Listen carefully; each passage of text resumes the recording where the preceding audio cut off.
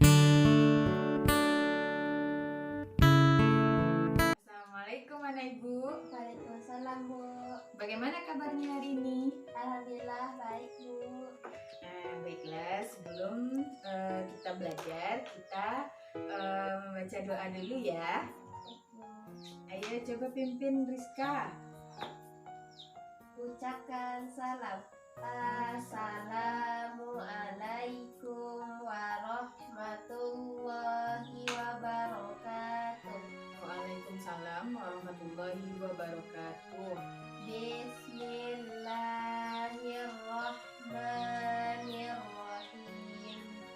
Rabbi zidni ilman warzuqni fahman.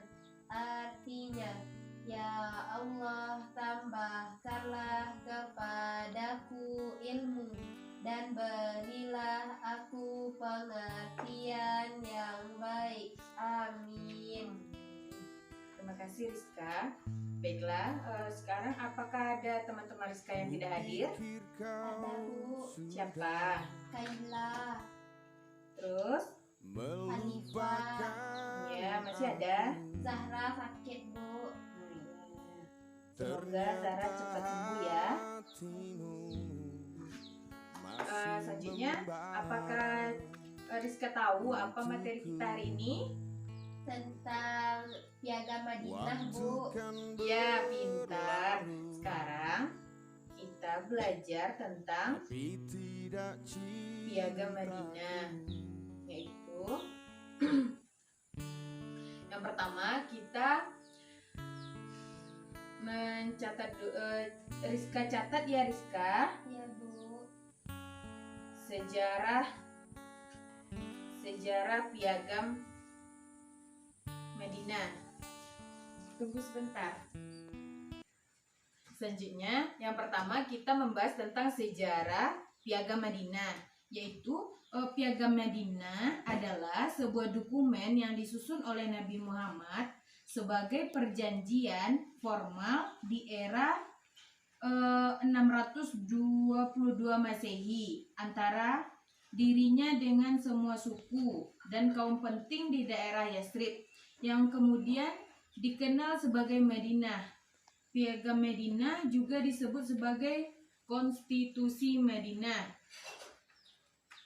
Baiklah, selanjutnya yaitu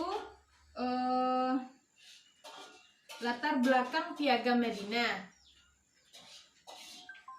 Latar belakang Piagam Madinah.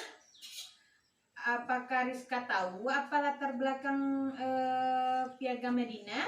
Tidak Bu. Ayo sekarang. Latar belakang Piagam Madinah yaitu dimulai karena adanya pertentangan antara kaum-kaum masyarakat di Madinah. Piagam Madinah ditulis pada tahun 622 Masehi di kota Madinah.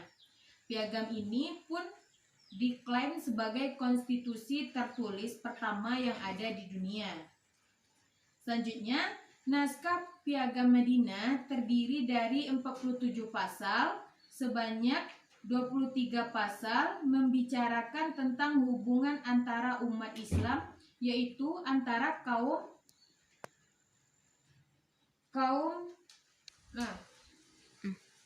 selanjutnya naskah Piagam Madinah terdiri dari 47 pasal, sebanyak 23 pasal membicarakan tentang hubungan antara umat Islam, yaitu antara kaum Ansor dan kaum Muhajirin. Sementara 24 pasal lainnya membicarakan tentang hubungan antara umat Islam dengan umat-umat lainnya, termasuk umat Yahudi. Selanjutnya, materi yang ketiga yaitu isi dan naskah Piagam Madinah. Yang pertama, ada Rizka tahu? Tidak Bu. Nah, baiklah, di sini Ibu akan jelaskan. Yang pertama, isi naskah Piagam Madinah. Yang pertama, kaum Yahudi bersama kaum Muslimin wajib turut serta dalam peperangan. Yang kedua, kaum Yahudi dan dari Bani Aus diperlakukan sama kaum muslimin.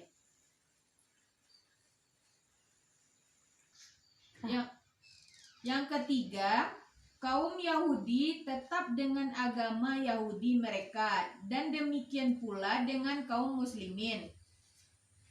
Yang keempat, semua kaum Yahudi dari semua suku dan kabilah di Madinah diberlakukan sama dengan kaum Yahudi Bani Auf. Selanjutnya, kaum Yahudi dan Muslimin harus saling tolong-menolong dalam memerangi atau menghadapi musuh. Selanjutnya, kaum Yahudi dan Muslimin harus senantiasa saling berbuat kebajikan dan saling mengingatkan ketika terjadi penganiayaan atau kezaliman. Selanjutnya, kota Madinah dipertahankan bersama dari serangan pihak luar. Selanjutnya, semua penduduk Madinah dijamin keselamatannya kecuali bagi yang berbuat jahat. Baiklah, untuk tugas, Rizka bikin tugas di rumah ya Rizka. Bikin kesimpulan yang dapat diambil dari materi kita hari ini. Ya, Bu. Minimal 10 baris. Ya, Bu. Selanjutnya tugasnya tulis hikmah yang dapat diambil dari pelajaran kita saat ini. Ya, Bu. Nah, baiklah. Apakah Rizka bisa menyimpulkan materi kita hari ini? Bisa, Bu. Coba. Yang pertama, sejarah dari Piagam Madinah, yaitu dokumentasi ataupun sebuah perjanjian oleh Nabi, yaitu perjanjian antara Nabi dengan suku yang ada di Yastrib atau di Madinah. Atau Piagam Madinah ini juga disebut dengan Konstitusi Madinah.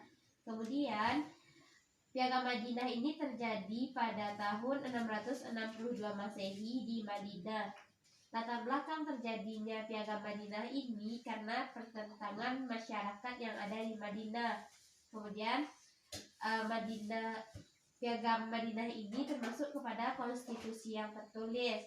Piagam Madinah terdiri dari 47 pasal yang 23-nya membahas tentang umat Islam antara kaum Ansor dan kaum Muhajirin.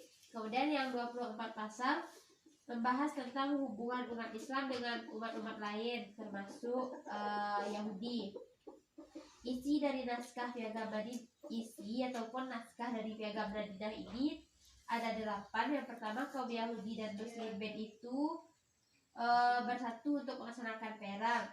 Kemudian kaum Yahudi dan dari Bani Aus melakukan kerjasama dengan kaum Muslimin dan tetap dengan agama masing-masing, baik itu kaum Yahudi ataupun Muslimin tetap memegang agamanya masing-masing. Kemudian kaum Yahudi dan Muslimin mempertahankan tanah